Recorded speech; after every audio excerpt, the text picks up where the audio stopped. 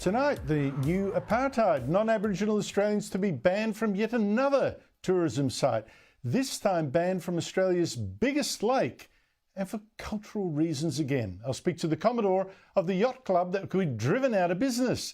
That's Australia's most iconic and strangest yacht club.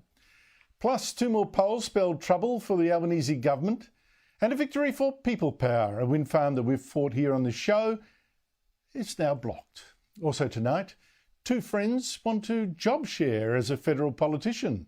A good idea or bad for democracy?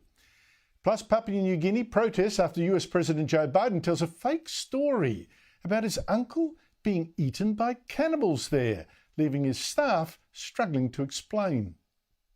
The president had a emotional and I think a symbolic moment. But first, this was very odd today. Minister after minister in the Albanese government lining up to declare that Elon Musk, the boss of X or Twitter, is a monster, almost a psychopath. Now, his crime is to say he'll fight in our courts for free speech. He'll fight to stop Australia's eSafety Commissioner from fining him more than $750,000 a day if he doesn't, warning, this is distressing footage, if he doesn't remove video of Sydney Bishop Marmari Emmanuel being stabbed last week at his church in what police claim was an act of terrorism, religiously motivated. Well, cue the extraordinary, rabble-rousing abuse. It just beggars belief, really, doesn't it? That this guy, this egotistical billionaire, it's more important for him to have his way than to respect the victims. Elon Musk, he doesn't think he seems to owe any obligation to any member of the public. And quite frankly, I think the public's had a gutful of these narcissistic billionaires. I think it's entirely fair that we go after them. Well, no, according to the Prime Minister, there is absolutely no issue of free speech here. He whacked Elon Musk too, and then weaved in another agenda, snuck it in to get voters to back his controversial plan for tough new misinformation laws, or so-called misinformation as defined by the government. Misinformation laws to limit your free speech, but not the government's. This isn't about freedom of expression. This is about the dangerous implications that can occur when things that are simply not true, that everyone knows is not true, are replicated and weaponised in order to cause division, and in this case to promote negative statements and potentially to just inflame what was a very difficult situation. But wait a minute there. Weren't we talking about a video showing the bishop being stabbed? How can that be untrue? How can that be misinformation? It really did happen. So why are we now talking about Labor's planned misinformation laws? That doesn't sound honest to me, that little switcheroo. And does Elon Musk really deserve this demonisation? You know, what was he? Egotistical and narcissistic and whatever. Does he deserve that for not wanting to take down that video? This seems to be the government looking for some scapegoat. It's after villains, preferably foreign ones, after what we've gone through to, you know, maybe unite us in some group hate. Now, I get that we do right now need a lot of reassurance, and we need something gentler in our culture after the grief and the fear from the 2 stabbings this month at the Bondi Shopping Centre and at the Bishop's Church. And it was moving to see last night the candlelit vigil at Bondi, thousands of people honouring the 6 people killed by a mentally ill man, honouring the heroes that day too, like security guard Mohammed Taha and Inspector Amy Scott, who stopped the rampage by shooting the killer. So yes, this is indeed a time to be gentle. And I mean, right here on Sky, we certainly aren't showing footage of the bishop being stabbed, right? There are broadcasting rules for a start, but we also don't want to add to the heat or shock viewers, especially with children at home. I'm sure you understand. But should that footage be banned from Twitter? And remember, not just Twitter Australia, Twitter around the world. Elon Musk says no. His company X says this takedown order is not just unlawful but dangerous, and so it will fight it in court. It says this was a tragic event, it's talking about the stabbing. We do not allow people to praise it or call for further violence. While X respects the right of a country to enforce its laws within its jurisdiction, the eSafety Commissioner does not have the authority to dictate what content X's users can see globally. Global takedown orders go against the very principles of a free and open internet and threaten free speech everywhere. Now, I do think that argument needs to be answered, and not just with this cheap abuse today. And here's one reason I'm uneasy about this ban. See, in this job, I've made myself watch even more graphic content on social media, far more, and actually found it important that I did. For instance, I made myself watch the first few murders and beheadings by the Islamic State to learn exactly how monstrous and evil the Islamic State really was, to learn what we're up against. I couldn't get some of the images out of my mind, but I also then watched some of the butchery by Hamas terrorists in Israel on October 7. I couldn't take much, I have to be honest. But I watched enough to know now that no one can tell me this wasn't very deliberate, very cruel, utterly pitiless, satanic, aimed at the weak and the defenceless. And unlike some, I therefore will not fall for the spin from Hamas. Now, I agree, that kind of information can be misused. But do we censor the mail because some people post awful things? This is the debate we're going to have. Whether Australia has the right to censor what people around the world choose to see, and then whether other countries have a corresponding right to censor what Twitter shows us. Now, I know there are exceptions. Child pornography, who's arguing? I mean, that's going to be banned, praise on children. Or like Elon Musk actually says, let's ban videos that exploit, say, this stabbing to recruit, say, terrorists. But this video is also news. And it's a wake-up. And I think we're getting to the point here why the politicians are twitching. It forces us to confront serious questions that our politicians would rather we did not ask. Like about immigration, multiculturalism, our new tribalism maybe, that now has police in New South Wales desperately trying to prevent violence between two religious and ethnic communities. These are serious issues. But in these raw days after the stabbings, even the Liberals, the party of free speech, doesn't dare ask them. They've joined in savaging Elon Musk. Too easy. I think there's a bipartisan position in relation to this. We know that the companies, and we've seen some of the comments from Elon Musk overnight, they see themselves above the law, and the Australian law here should apply equally in the real world as it does online. Now, thankfully, the Liberals today were still drawing a line between the video of the bishop being stabbed and the government's misinformation bill. They're not the same. You don't wrap them up together. But even there, they were wobbling a bit. Now, I think this is not the time to be deciding on censorship. I don't know that we're ready to think straight, to calmly discuss these things. When politicians, as you just saw, are seeing votes in branding someone who does try to talk about it an enemy of these traumatised people in Australia. Let's not later regret what we might agree to now in our fear and our anger.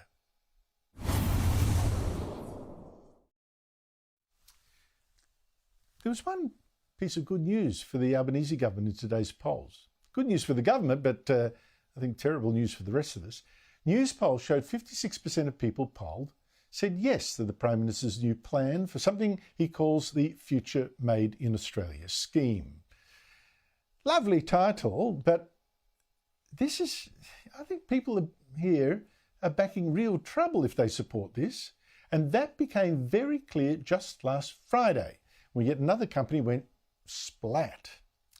Anthony Albanese's new plan, unveiled just a couple of weeks ago, is to pick winners, green energy winners particularly, throw billions of dollars of your money at them to get them going. We will be a participant, a partner, an investor, an enabler. And Albanese was selling this plan again today in Queensland. We think a future made in Australia will be well received. Now, as I pointed out here when this was first unveiled, economists think this plan is nuts. The Productivity Commission boss thinks it's dangerous. I mean, what would a government know about picking a business winner, especially this one? And on Friday, we learned the answer. Nothing. A company called Tritium went bust. It made electric vehicle charging systems, which is what Albanese assumed we would need. He's all for them. He visited this company at least 3 times, selling it as a sure thing, a green future, our green future, made in Australia. The truth is that the future is right here at Tritium. It is a growing company in one of the growth industries globally. Except it went bust. Joining me is the panel, Michael Kroger, former Victorian Liberal Party President, and Steve Conroy, former Labor Senator and Cabinet Minister. Michael Kroger, the moral of this story is what? The moral is this, that if you've never had a job in running a business, i.e. Albanese, the Treasurer and Katie Gallagher, none of the 3 of them have ever run a business, the Cabinet shouldn't let them loose with $1 billion of taxpayers' money to invest in a business which will not work. I mean, 6 of the largest 7 manufacturers of solar panels are in China. The only non-Chinese one is Canadian Solar. In the last 3 years, its share price has gone from almost $60 to $14, 1-4, because of the glut of panels. So you couldn't pick a worse industry to try and compete with the Chinese, and that $1 billion will go down the gurgler, Andrew. Stephen, what do you take out of this, the collapse of Tritium after the government, Albanese himself, praised it 3 times? But I haven't heard any suggestion there was any government money in this company. I mean, I hope you can clarify. No, it would have gone to though, Stephen. Okay.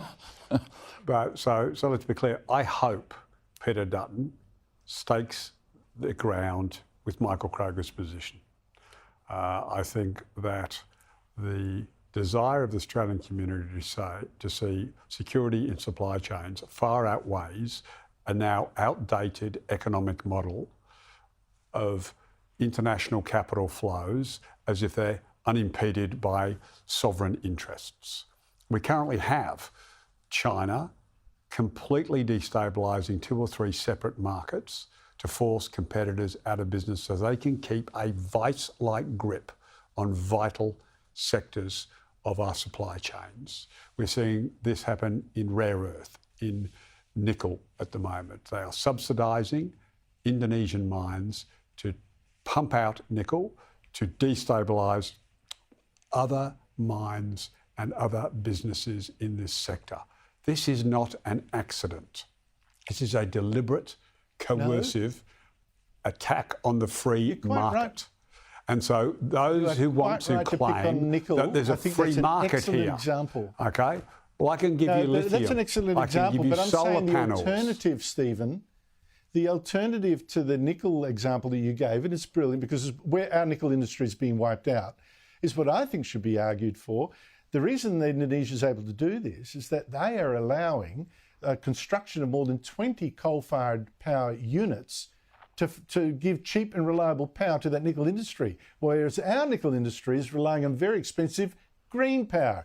I think cut the costs, cut this rubbish, allow the cheaper power, and then maybe we can compete. So we got the wages issue, but that. And what about the lithium market? And what about the solar panel market? Where they're destroying the solar panel market. That's not a vital industry. In other critical minerals. Invest in industries where Australia has a big competitive advantage. Perhaps they should be doing that. Well, we're losing in nickel. Mining, we do have a comparative advantage. Pharmaceutical. Yeah, last time I checked, we had a comparative advantage. You want to be flat Earth. You want to pretend the Chinese aren't interfering in the free market.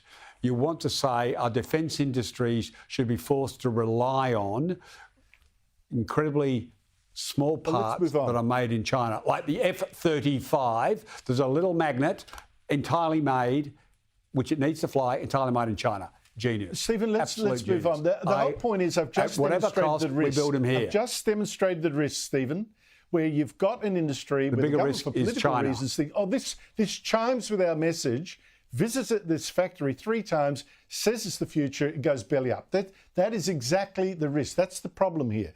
But let me go back to Elon Musk, the boss of Twitter or X, saying he's now going to fight the order from an eSafety commissioner, a takedown order to take down video of, and warning again, stressing, the stabbing of Bishop Mamari Emmanuel last week. The government, Michael, is abusing Elon Musk as a greedy narcissist. Says this and proves Peter the Dutton. Need for and Peter Dutton, the government and Peter Dutton too. Yeah, I mentioned Peter Dutton earlier. I mentioned Peter Dutton. But proving the need for a misinformation bill. But how is showing the stabbing misinformation, Michael? So I don't think you need a misinformation bill. I certainly wouldn't trust Labor or some bureaucrat in Canberra to regulate free speech. That would be a disaster. And we all know what would happen, be conservative free speech that would be censored. But I start from the premise that it has taken us hundreds of years to work out what can legitimately be broadcast in the media, last century TV and before that radio. It's taken us decades, centuries to work out what is legitimate free speech. What are the curbs on free speech? Now we're in this new situation, this new paradigm where we have this completely untrammelled, social media where basically nothing can be censored. So it's either the traditional media should have all the shackles removed and it can publish whatever it wants, or social media needs to be regulated in the same way that other publishers are. It's one or the other. You can't have censorship in the traditional press and an unfettered free market online, Andrew. So it just doesn't work. The answer is, of course, social media should be regulated in the same way as traditional media is, because it's taken us a couple of hundred years, as I said, to work out what is and what isn't fair to be published. Yeah, except as Stephen, I've got some sympathy with that, except for a couple of things. One is every country will then impose on an international carrier, social media, their own interpretation of what's acceptable or not. It might include, you don't criticise China. I don't know. Where does it stop? Good. The laws that apply, I'm in the Michael camp, the laws that apply in the physical world need to be starting to translated onto the internet. So let's stop pretending we've got a global internet. China has just instructed and driven out a number of companies, like Google basically caved to them years ago. So let's stop pretending these digital barons don't want to make money in China. They do. And then they pretend to censor the internet on behalf of the Chinese government. This is hypocrisy. I've lived this debate for 15 years. I'm a veteran of this debate. Stephen, I'm running out of time. Can I ask you quickly, and TikTok are propagandising. Sorry? Look, I'm totally with you, but I'm running out of time. I need a quick response from you as a former politician. 2 friends who are Teals really say they want a job share as a federal member of the Victorian seat of Higgins if they get elected. They swap every week. Here they are speaking on ABC Breakfast earlier today. Without Lucy, as a job share, I wouldn't be willing to do it. I've got 3 small children and I want to spend time with them as well as contributing to my community. Is this at all our future, mate? Fantastic. Run for council, okay? Then you can stay home, look after the kids because it's a part-time job. You want to take a full-time job up in federal parliament, travel to Canberra, be part of the national debate, good. This is just a very clever marketing campaign by 1 or 2 of them, pretending that they can both run. This is brilliant publicity for them, and everyone's fallen for it. They've got to comply with the laws, and people should just dismiss this ruse for what it is, a publicity stunt. I think that's right. What happens if you don't like one of them? If one of them is no good and the other are better? How do you get accountability? Michael Kroger, Steve Conroy, thank you both so much for your time. I should quickly mention those opinion polls. News poll has the government 51% to the coalition 49% after preferences. But another one in the Sydney Morning Herald, Resolve, has them dead heat. I mean, that's incredible with the Labor at its worst primary vote in history. So I think the slow trend is downwards. After the break, Joe Biden now says his uncle was eaten by cannibals. Makes you wonder how long he can stay president. Plus, Anthony Albanese is now in Papua New Guinea for the Anzac Day coming up. But it's just been given a reminder to get ready for the next war. Anthony Albanese landed in Port Moresby about three and a half hours ago to mark Anzac Day on Thursday by walking part of the Kokoda track that was used by Australian soldiers helped by local villagers to fight Japanese soldiers in World War II. The PNG Prime Minister will join him there, but that'll probably be a reminder to our Prime Minister that war is not just behind us, but perhaps in front as well. You see, China's Foreign Minister dropped in on PNG just yesterday to make allies with that country, while the US State Secretary, meanwhile, is flying to China to ask why it's helping to arm Russia in its war on Ukraine, when it said it wouldn't. Things are getting so tense. Joining me is the country's top foreign affairs writer, Greg Sheridan of the Australian newspaper. Greg, great to see you. Look, it's not just tense, it's getting more and more dangerous, but you wrote to the Australian on the weekend that we've been conned by the government last week when it unveiled its new defence strategy. What do you mean? Well, Andrew, great to be with you. So the government last week was at its most disgraceful. It says it's going to increase defence expenditure radically to get it up to 2.4% of GNP. But that increase doesn't happen until year 5, that is to say 5 years from the next budget.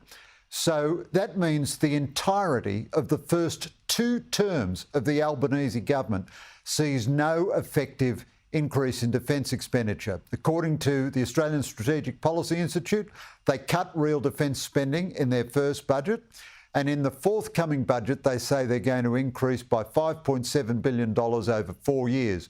But Marcus Hellier, formerly of ASPI, the most authoritative defence budget analyst in the country, tells me definitively this won't compensate for cumulative inflation because the government doesn't compensate defence for inflation. So that means we're getting a static or in fact decreasing defence budget for 6 years after they tell us we're facing the worst strategic crisis since World War II. And then we're supposed to take it on faith that they will magically and suddenly lift the defence budget in year 6. And if they won't do it now when they've got a budget surplus, AUKUS is all shining and they've actually got a parliamentary majority, what chance is there they'll do it in their 3rd term where they're dependent on the Teals and the Greens at best for a parliamentary majority? This is utterly irresponsible. That is really quite shocking. Yeah, well, I don't believe it either. 6 years of not increasing the budget, but believe us, will do really big in 6 years. No, that's not going to happen. One bit of good news, though, Greg. I've been so worried about what's going on in Ukraine. It's dropped off the map as people who focused on Israel.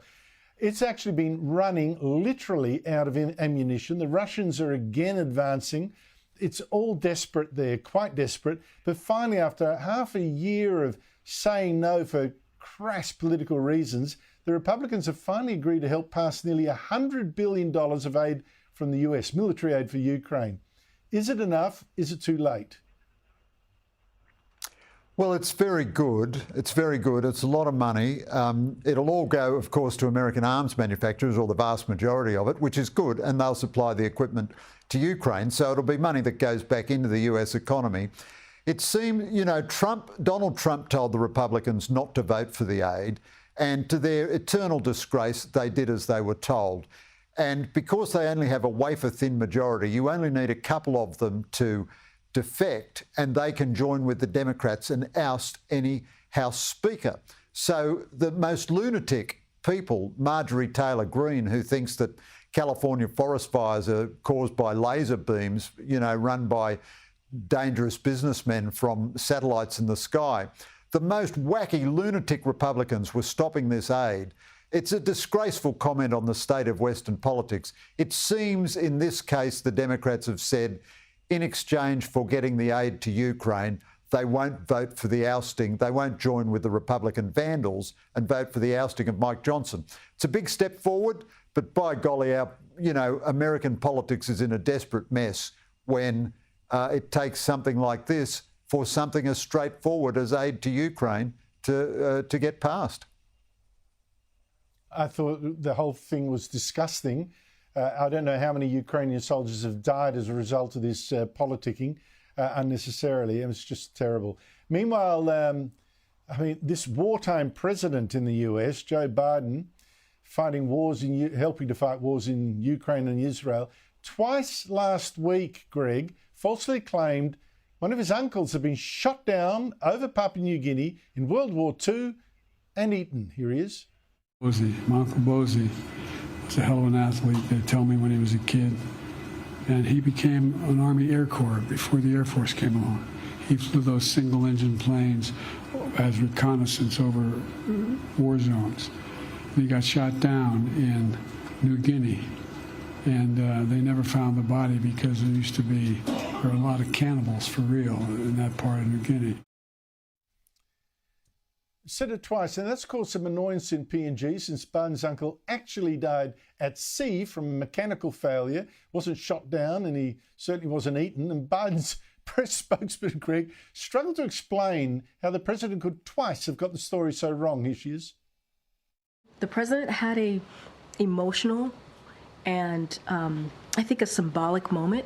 He had an opportunity as president to honor his uncle's service in uniform.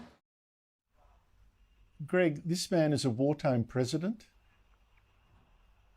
An emotional and symbolic moment. I tell you what, I've had a few of those myself, I've got to tell you. Normally after quite a lot of booze as well. But what a pity the cannibals didn't eat Hunter Biden's laptop. That would have saved Joe from no end of trouble. Honestly, this is a terrible tragedy. And, you know, the question mark this puts over American leadership, decrepit Joe Biden and deranged Donald Trump, and we won't increase our defence spending by a single dollar. It is comic, it is tragic, and might be okay for you and me, Andrew. Maybe you're younger than me. It's not going to be good for our kids and our grandkids. Well, that's very kind of you to say I'm younger than you. I think that might be right. I don't know. Greg Sheridan, thank you so much indeed for your time. After the break, plans now to even ban non-Aborigines from our biggest lake, thousands of square kilometres big. I'll be joined by the Commodore of the local yachting club on the Birdsville track, standing against this new apartheid. The most Australian of all yacht clubs is in danger because non-Aboriginal Australians may soon be banned from Australia's biggest lake, Lake Eyre. Now, this lake is massive. It's 9,500 square kilometres of inland South Australia, but only when it rains. And then it becomes a magnet for wildlife. Even pelicans, so far inland. It's magnificent. It's also a magnet then for sailors and tourists, or not for much longer. South Australia's Department for Environment and Water now proposes to ban all non-Aborigines from Lake Eyre, no recreational access to the lake, including sailing, or not without the traditional owner's permission. The department says, well, the local Arabana people, the lake's native title holders, have law that consider it to be sacred and dangerous to visit without the guidance of cultural authority, which means them. You'll be able to fly over it and look at the lake from a couple of visitors' stations well away from the shore, but anything else, the Arabana must give permission.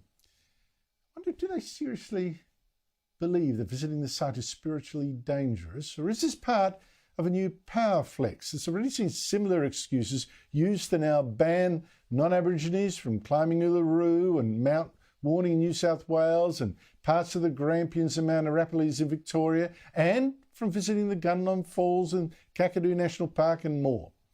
Joining me from Maree, the start of the Birdsville track and a couple of hours drive from Lake Eyre, is the Commodore of this beautiful Lake Eyre Yacht Club, Bob Backway.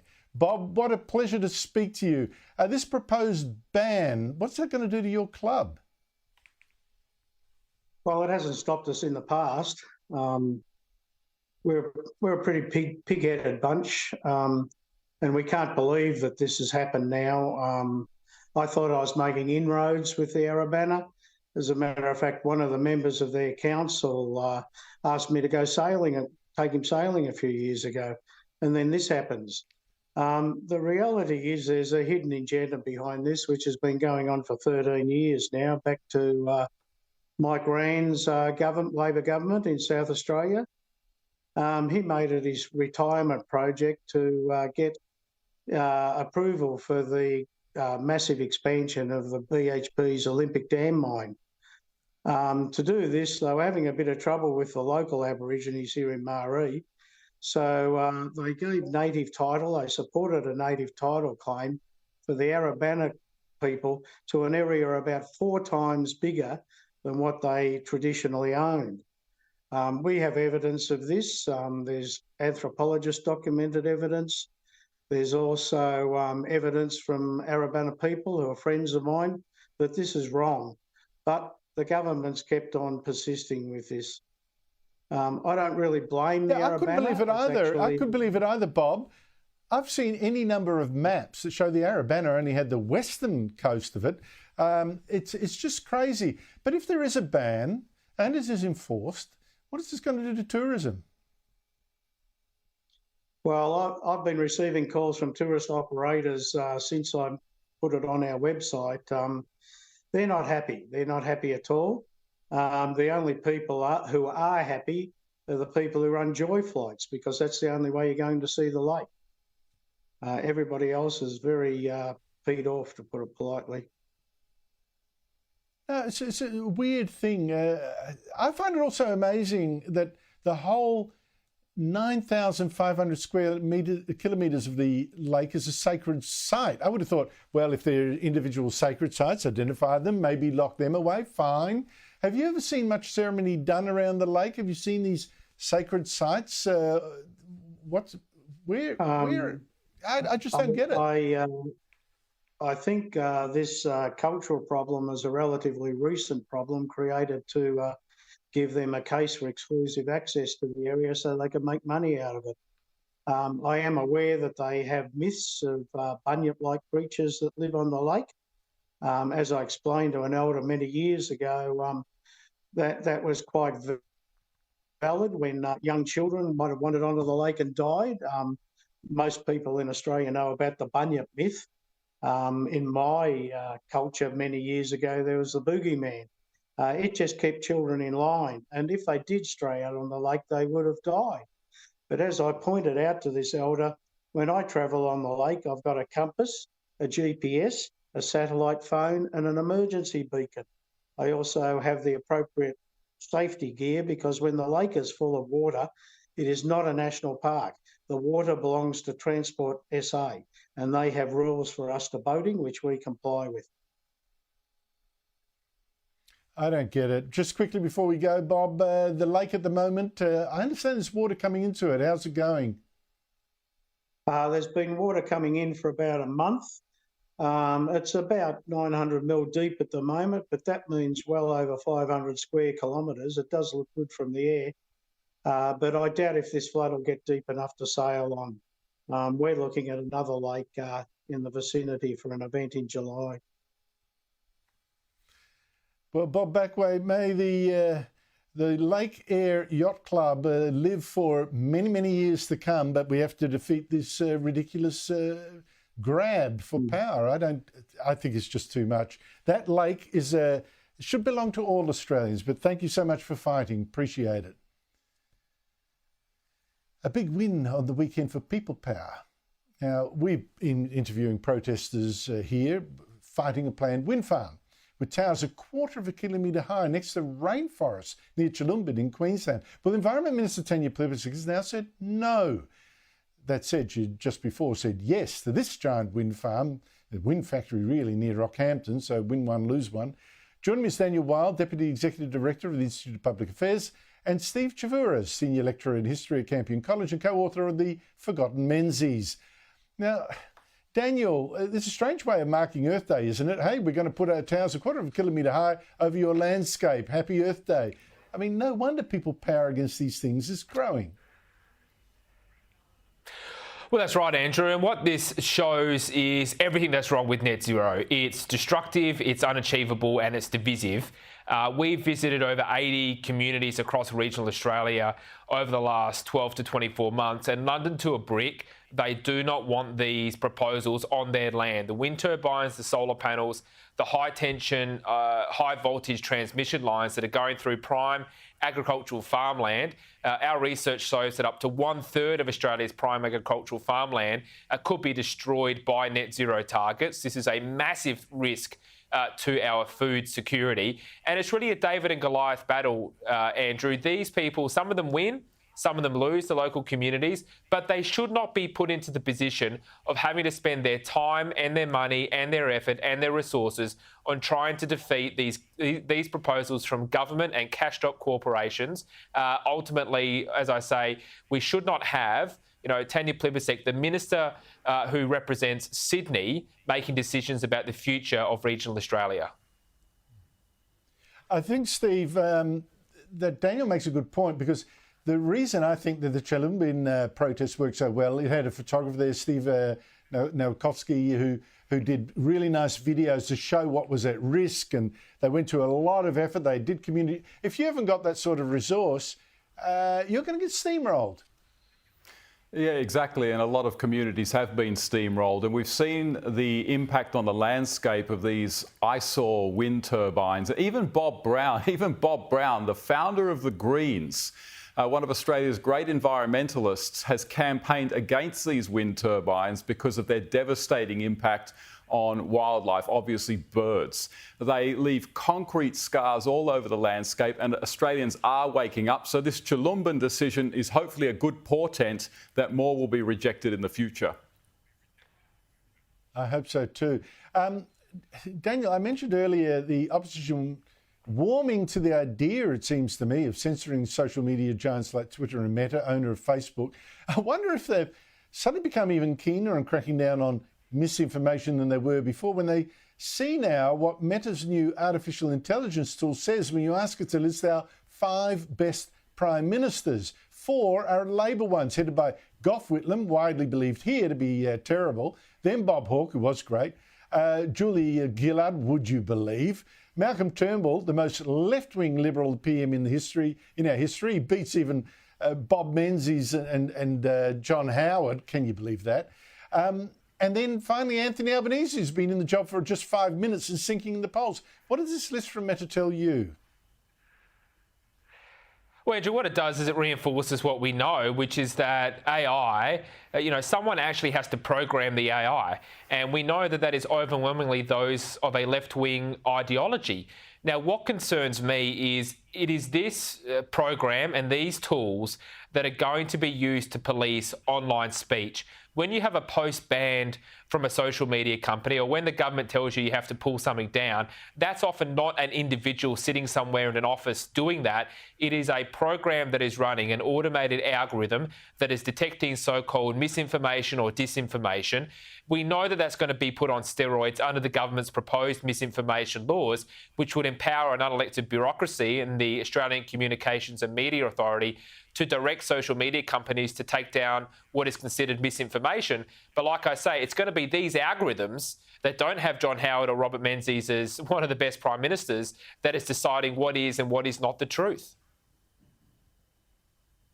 And Albanese and Julia Gillard above, John Curtin and Ben Chifley, they're 2 great Labor prime ministers. Steve, the bias of the social media giants has been exposed right here again. Absolutely. I just went on to this Meta algorithm, and here's what I came up with. I asked the question, is Barack Obama a great president? The answer, Barack Obama is a highly regarded and historic figure. Next question, is Donald Trump a great president? Answer, Donald Trump, the 45th president of the United States, is a highly polarising figure. So, it's obvious where this neutral algorithm is going to go. It's going to direct people to left-wing interpretations of events, and this is not a good thing, to be informing the media, to be informing students, to be informing politicians. Well, going to the topic I was raising earlier, the government today going to war against Elon Musk of Twitter for fighting demands to take down footage of the bishop being stabbed. Where are you on this, Daniel? Well, I think what the coalition has to do here, Andrew, is they need to communicate to the public that there is a big difference between violent imagery online and misinformation and disinformation. They are completely and totally separate and unrelated things.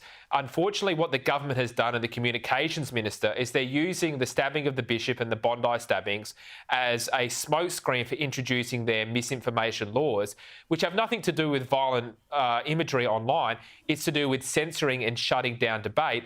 As I mentioned before, those laws would empower unelected bureaucrats to decide the truth and compel social media companies to take that content down. If those laws were in place now, they would have absolutely no bearing on the content that the government is being critical of X and of Twitter for. The other point that I would make, Andrew, is yes, there is a serious policy issue here relating to children and what they are exposed to online, and we need a policy solution for that. At the moment, the only policy solution is the eSafety Commissioner, and she has shown herself time and time again to be a left-wing activist, not someone that is looking out for the public good. That is what the problem is here. Yeah, I think there are two issues here. I agree with that, Stephen. One is the deliberate mixing up of the disinformation bill with the footage of the bishop being stabbed. But the other is this: what's the precedent here? People say, "Oh, I don't want the bishop being stabbed online. Don't want to see that." But do we then take off John F. Kennedy being shot? Do we take off the Malay girl in the Napalm attack? Screaming naked down the street after being burned by napalm, a photo that changed America's attitude to the Vietnam War. What if there's a future Islamic State attack that takes out a few politicians here? We won't be allowed to see that either. We won't be able to see for ourselves what's really going on. Where is the line here? Who decides? Precisely, and there is no line, and who decides will be those who are in the positions to determine what is misinformation, what is not, what is harmful, what is not. I mean, let's remember, Andrew, that when the same-sex marriage debate was taking place in 2017, the No case was called harmful by Bill Shorten. He didn't even want to debate. It was called harmful. When The Voice was being debated, the No advocates were said to be peddling misinformation. When the COVID pandemic was going on, those criticising lockdowns, those criticising the efficacy of the vaccines were called peddlers of misinformation and disinformation. So these are terms that can be applied to any political position that happens to be at odds with whoever is in power at the time. This is the thin end of the wedge. This eSafety Commissioner should not be supported by any Liberal government. It should be standing for free speech, just like the great Robert Menzies. Well, I think those days are unfortunately behind us. Daniel Wild, Stephen Trevera, thank you both for your time. After the break, the anti-Israel protesters hijacking university campuses. Why do you think they act like such sheep? With racism, and intolerance, is not acceptable. Is not acceptable. We're seeing things today I doubt any of us expected to see after World War II. I'll give you an example. Here are Nazis, I mean real fascists, real Nazis, in 1938, stopping Jews from entering the University of Vienna in Austria after the German takeover. And here last week are anti-Israel students at Yale, a top American university, almost in a reenactment, stopping a Jew from entering as well.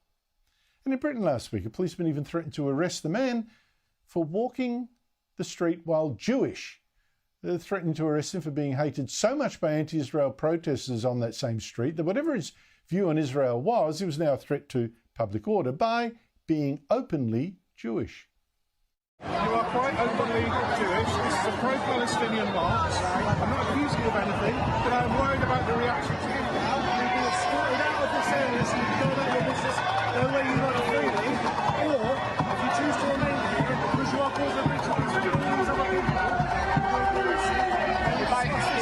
if I remain here, you will arrest me. Because your presence is antagonising a large group of people and we can't deal with all of them if they attack you authentically because your presence is antagonising.